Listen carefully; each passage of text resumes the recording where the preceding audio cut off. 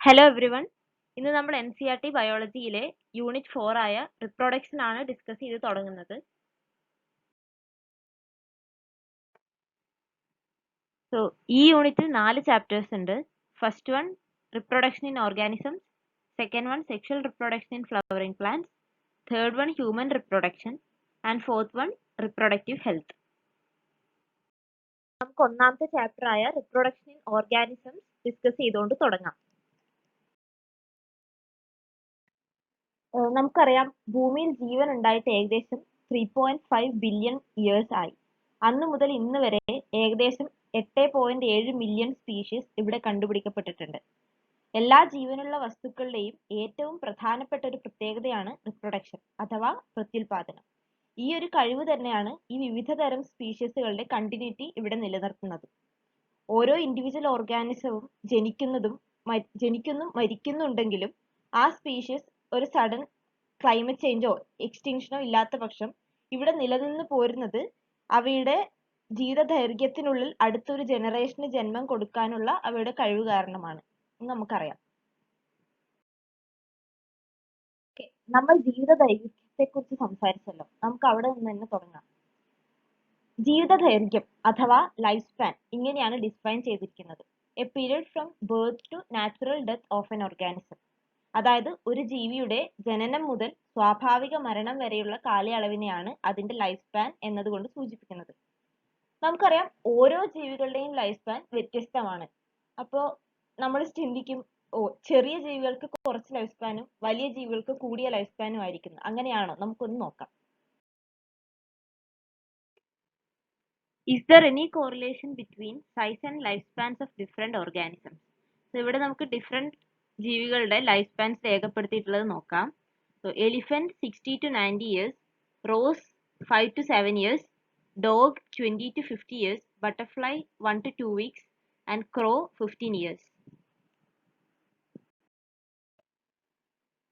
Banana tree 6 years, cow 20 to 25 years, parrot 140 years, crocodile 60 years, horse 60 years, fruit fly 30 days, rice plant 3 to 4 months, tortoise 100 to 150 years, and banyan tree 200 years. So ഇവിടെ നോക്കുമ്പോൾ ഒരു ചെറിയ തത്തയ്ക്ക് 140 years life span ഉണ്ട്. അതേസമയം അതിനേക്കാളും എത്രയോ വലിയ ഒരു പശുവിന് 20 മുതൽ 25 വർഷം വരെ ലൈഫ് സ്പാൻ ഉള്ളൂ. സോ ഇതിൽ നിന്ന് നമുക്ക് ഇവയുടെ വലുപ്പവും ലൈഫ് സ്പാനും തമ്മിൽ യാതൊരു ബന്ധവുമില്ല എന്ന് നമുക്ക് മനസ്സിലാക്കാം. നേരത്തെ നമ്മൾ പറഞ്ഞതുപോലെ എല്ലാ ജീവനുള്ള വസ്തുക്കളുടെയും ഏറ്റവും പ്രധാനപ്പെട്ട ഒരു സവിശേഷതയാണ് റിപ്രൊഡക്ഷൻ. അതായത് നമുക്ക് റിപ്രൊഡക്ഷന്റെ ഡെഫിനിഷൻ ഒന്ന് നോക്കാം. It's a biological process in which an organism give rise to young ones. So ചിത്രത്തിൽ കാണുമ്പോൾ തന്നെ നമുക്ക് മനസ്സിലാവും എല്ലാ ജീവികളും ഒരുപോലെയല്ല റിപ്രൊഡ്യൂസ് ചെയ്യുന്നത്. അതായത് രണ്ട് ടൈപ്പ് ഓഫ് റിപ്രൊഡക്ഷൻ ഉണ്ട്. സോ അതെന്താണെന്ന് നമുക്ക് അടുത്ത സ്ലൈഡിൽ നോക്കാം. The two modes of reproduction in organisms are asexual reproduction and sexual reproduction. രണ്ട് മോഡ് ഓഫ് റിപ്രൊഡക്ഷൻ തമ്മിലുള്ള വ്യത്യാസം എന്ന് നമുക്ക് നോക്കാം. അസെക്ഷൽ റിപ്രൊഡക്ഷനിൽ ഒരു സിംഗിൾ പാരന്റ് മാത്രമേ ഇൻവോൾവ് ആയിട്ടുള്ളൂ. അതേസമയം സെക്ഷൽ റിപ്രൊഡക്ഷനിലാണെങ്കിൽ രണ്ട് പാരന്റും ഇൻവോൾവ് ആണ്.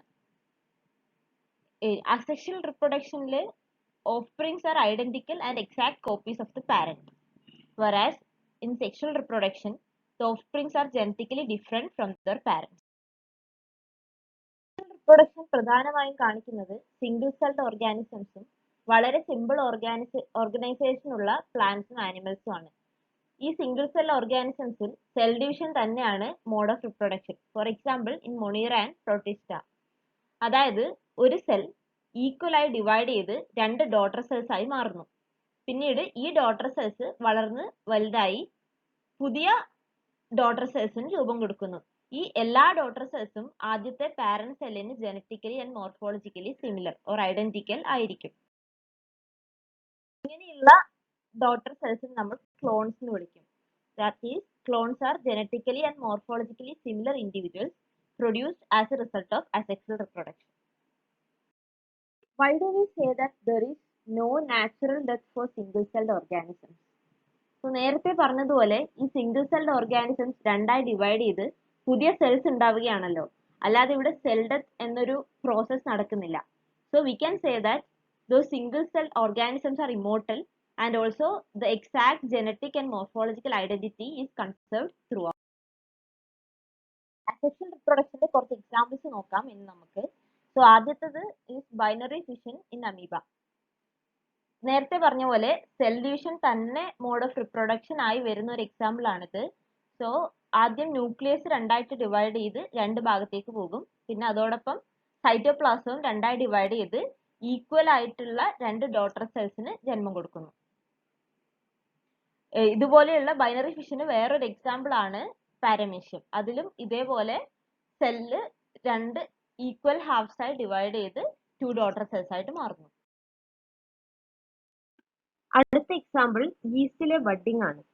ഇവിടെ ഡിവിഷൻ അൺഈക്വൽ ആണ്, അതായത് ഈസ്റ്റ് സെല്ലിൽ ഒരു ചെറിയ ബഡ് രൂപപ്പെട്ട് അത് പിന്നീട് പാരന്റ് സെല്ലിൽ നിന്ന് സെപ്പറേറ്റ് ആവുകയും വളർന്ന് പുതിയൊരു ഈസ്റ്റ് സെല്ലായി മാറുകയും ചെയ്യുന്നു. ഇതാണ് ബഡ്ഡിംഗ് ഇൻ ഈസ്റ്റ്. ഫൈലം നിഡേറിയയിലെ ഹൈഡ്രയിലും നമ്മൾ ഈസ്റ്റിലെ ബഡ്ഡിങ്ങിന് സമാനമായ പ്രോസസ്സ് തന്നെയാണ് കാണുന്നത്. ഇവിടെയും ഹൈഡ്രേന്റെ ബോഡിയിൽ നിന്ന് ഒരു ചെറിയ ബഡ് രൂപപ്പെട്ട് അത് പിന്നീട് സെപ്പറേറ്റ് ആയി പുതിയൊരു ഹൈഡ്ര ആയിട്ട് മാറുന്നു. ചില ഫംഗയിലും ആൽഗയിലും കാണുന്ന മറ്റൊരു പ്രത്യേകതരം റിപ്രൊഡക്റ്റീവ് സ്ട്രക്ചർ ആണ് സൂസ്പോൾസ്. ഇവ അതിസൂക്ഷ്മവും അതേസമയം മോട്ടയിലുമാണ്. ഒരു എക്സാമ്പിൾ ആണ് സൂസ്പോസ് ഇൻ ക്ലമിഡോമോണാസ്. ഈ ചിത്രത്തിൽ കാണുന്നത് ക്ലമിഡോമോണസിലെ സൂസ്പോർ ആണ്. ഫംഗസ് ആയ പെനിസിലിയത്തിൽ നമ്മൾ കേട്ടിട്ടുണ്ടാവും പെനിസിലിയത്തിനെ കുറിച്ച്. അതിന്റെ റിപ്രൊഡക്റ്റീവ് സ്ട്രക്ചറിനെ നമ്മൾ കൊണീഡിയ എന്നാണ് വിളിക്കുന്നത്. ഈ ബ്രഷ് പോലെയുള്ള പെൻസിലിയത്തിന്റെ ഈ ബ്രഷ് പോലെ സ്ട്രക്ചറിനെ പെനിസിലി എന്ന് വിളിക്കും. ഈ പെൻസിലിന്റെ അറ്റത്ത് സ്പോർസ് ആയ കൊണീഡിയ കാണപ്പെടും. ഹയർ ഫൈലമായ സ്പോഞ്ചസിലോട്ട് പോകുമ്പോൾ അവിടെ ഇന്റേണൽ ബഡ്സ് ആണ് കാണാൻ സാധിക്കുന്നത്. ഇവയെ നമ്മൾ ജെമ്യൂൾസ് എന്ന് വിളിക്കും. സോ ഈസ്റ്റിലും ഹൈഡ്രയിലും നമ്മൾ എക്സോജീനിയസ് ബഡ്സ് ആണ് കണ്ടത്, അതേസമയം സ്പോഞ്ചസിൽ എൻഡോജീനിയസ് ബഡ്സ് ആണ്. സോ ഈ ബഡ്സിന് പുതിയ സ്പോഞ്ചായി മാറാനുള്ള കഴിവുണ്ട്. ഇപ്പൊ നമ്മൾ ലോവർ ഓർഗാനിസംസിലെ അസെക്ഷൽ റിപ്രൊഡക്ഷനെ കുറിച്ച് ഡിസ്കസ് ചെയ്തു. സോ ഇനി നമുക്ക് ഹയർ പ്ലാന്റ്സിലെ ഡിഫറെന്റ് എക്സാമ്പിൾസ് ഓഫ് അസെക്ഷൽ റിപ്രൊഡക്ഷനെ കുറിച്ച് സംസാരിക്കാം. സോ ഹയർ പ്ലാന്റ്സിൽ അസെക്ഷൽ റിപ്രൊഡക്ഷൻ പറയുന്ന പേരാണ് വെജിറ്റേറ്റീവ് പ്രൊപ്പഗേഷൻ. സോ വെജിറ്റേറ്റീവ് പ്രൊപ്പഗേഷന്റെ ആദ്യത്തെ എക്സാമ്പിൾ നമ്മൾ ഡെയിലി വീട്ടിൽ കാണുന്ന പൊട്ടറ്റോ ആണ്. സോ ഈ പൊട്ടറ്റോ മൂത്ത് കഴിയുമ്പോൾ നമ്മൾ കണ്ടിട്ടുണ്ടാവും ഇതിന്റെ പുറത്ത് ബഡ്സ് രൂപപ്പെടുത്തുന്നത്. ഈ ബഡ്സ് വളർന്ന് പുതിയ പൊട്ടറ്റോ ചെടിയായി മാറും. സോ ഇതാണ് ജെർമിനേറ്റിംഗ് ഐ ബഡ്സ്. ഐയിലാണ് ഈ ബഡ്സ് ഉണ്ടാവുന്നത്. വെജിറ്റേറ്റീവ് പ്രൊപ്പഗേഷന്റെ അടുത്ത എക്സാമ്പിൾ ആണ് ഇഞ്ചിയിലെ റൈസോംസ്. വാഴയും റൈസോമിലൂടെയാണ് വെജിറ്റേറ്റീവ് പ്രൊപ്പഗേഷൻ നടത്തുന്നത്. ഇവിടെ മോഡിഫൈഡ് സ്റ്റെമ്മിലുള്ള നോഡിലാണ് പുതിയ ബഡ്സ് പ്രത്യക്ഷപ്പെടുന്നത്. ഇത് മണ്ണും വെള്ളവുമായി കോണ്ടാക്റ്റിൽ വരുമ്പോൾ വേരുകളും അങ്ങനെ പുതിയ ചെടിയും ഉണ്ടാവുന്നു. അടുത്ത എക്സാമ്പിൾ അഗേവ് ചെടിയിലെ ബൾബിലാണ്. കണ്ടൻസ്ഡ് ഓക്സിലറി ബഡ് ആണ് ബൾബിൽ. ഇവ ഇലയ്ക്കും തണ്ടിനും ഇടയിലായി രൂപപ്പെട്ട് പുതിയ ചെടിയായിട്ട് മാറുന്നു. ഇനി നമുക്ക് ബ്രയോഫിലത്തിന്റെ കേസ് എടുക്കാം. ഇവിടെ ഇലയുടെ അറ്റത്തുള്ള നോച്ചസിലാണ് അഡ്വന്റീഷ്യസ് ബഡ്സ് ഉണ്ടാവുന്നത്. ഇവ വളർന്ന് പുതിയ ചെടികളായിട്ട് മാറുന്നു. ഈ ബ്രയോഫിലത്തിന്റെ ഈ സവിശേഷത ഇവയുടെ ലാർജ് സ്കെയിൽ പ്രൊപ്പഗേഷന് വേണ്ടി ഫാമേഴ്സ് ഉപയോഗിക്കാറുണ്ട്. അടുത്തത് നമ്മൾ ഭയങ്കര കോമൺ ആയിട്ട് കണ്ടുവരുന്ന ഒരു എക്സാമ്പിൾ ആണ്. മുല്ലക്കമ്പ് പറിച്ച് നട്ട് പുതിയ ചെടി ഉണ്ടാക്കാത്തവരായിട്ട് ആരും ഉണ്ടാവില്ല. സോ ഈ മോഡ് ഓഫ് റിപ്രൊഡക്ഷൻ ആണ് നമ്മൾ റണ്ണർ എന്ന് പറയുന്നത്. ചിത്രത്തിൽ കാണുന്നത് പോലെ ഹോറിസോണ്ടലി വളരുന്ന ഒരു തണ്ടിൽ നിന്ന് അതിന്റെ ഒരു നോഡിൽ നിന്ന് പുതിയ റൂട്ട്സും ഷൂട്ട്സും ഉണ്ടാവുകയും അത് പുതിയ ചെടിയായി രൂപപ്പെടുകയും ചെയ്യുന്നു. ഇതിന്റെ വേറൊരു എക്സാമ്പിൾ ആണ് സ്ട്രോബെറി.